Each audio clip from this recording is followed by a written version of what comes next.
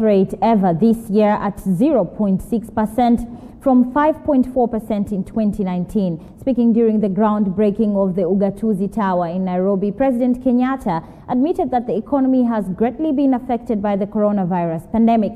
However, the Council of Governors has launched a county economy recovery plan, which they believe will help see the country back to its feet.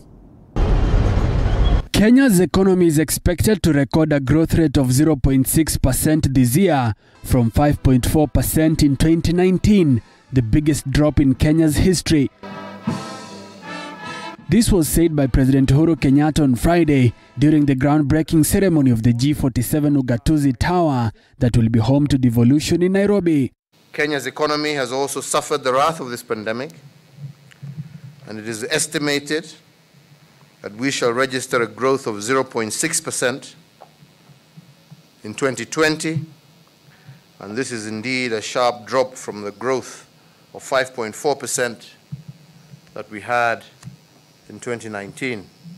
Meanwhile, the Council of Governors has launched a social economic recovery strategy, which is expected to save the country from the ravaging effects of the coronavirus disease on the economy.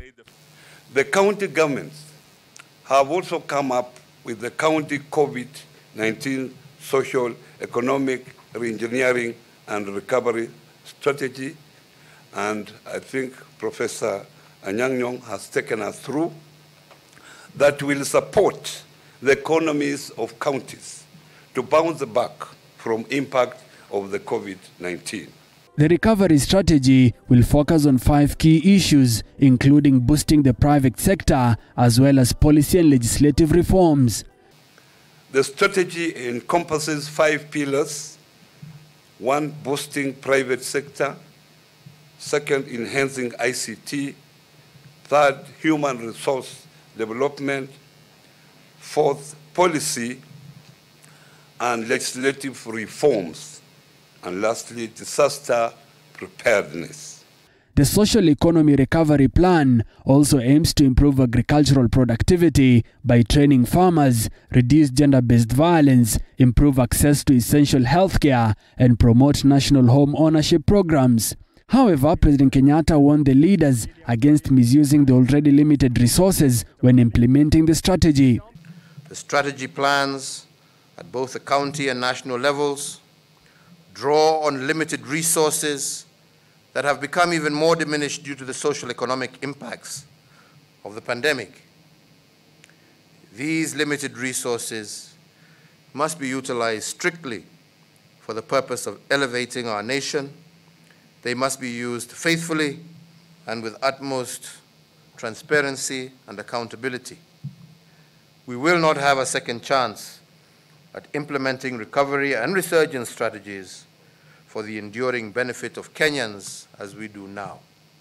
The county economy recovery strategy is expected to be implemented over the next 3 financial years and is estimated to cost taxpayers a whopping 132 billion shillings.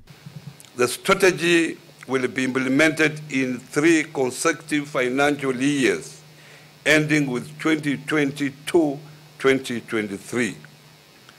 Cumulatively, the strategy will require a total budget of 132 billion Kenya shillings towards the recovery of county government economies. Once finished, Ugatuzi Tower, which will act as the headquarters of the Council of Governors, will be 5 stories high, becoming the tallest building in Kenya and in Africa. The building will also host intergovernmental liaison offices as well as a devolution museum. Musa Salah, TV 47.